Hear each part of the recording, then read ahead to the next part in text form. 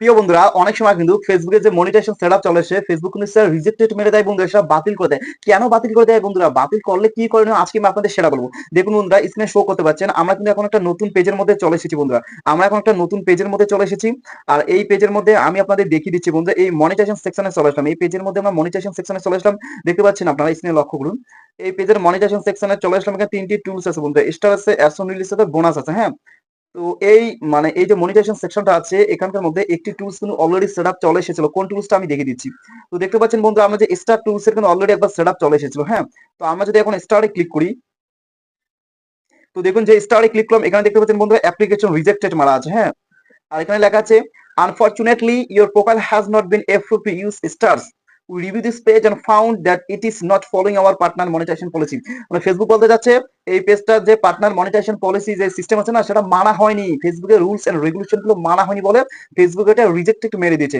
এখন ভাই ফেসবুকের রুলস এন্ড রেগুলেশন গুলো কি নিশ্চয়ই দেয় এই পেজটার মধ্যে। হ্যাঁ, দেখতে পাচ্ছেন ফেসবুকের রুলস এন্ড রেগুলেশন কোনগুলো ভাই? ফেসবুকের রুলস এন্ড রেগুলেশন সেগুলো ভাই ফেসবুকের গাইড মেনে আমাদের কাজ করা লাগবে। সম্পূর্ণ অরিজিনাল কন্টেন্ট নিয়ে আমাদের কাজ করা লাগবে ভাই।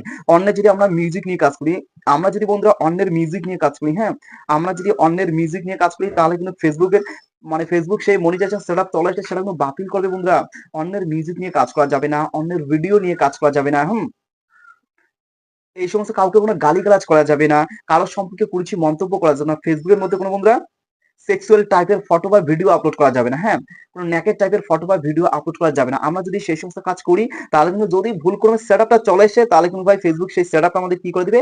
রিজেক্টেড করে দিবে বন্ধু। আর ফেসবুক যদি সেটআপটা রিজেক্টেড মেরে দেয়, তাহলে ভাই এই আবার নিউ করে সেটআপ চলে আসতে অনেকদিন সময় লাগে বন্ধুরা।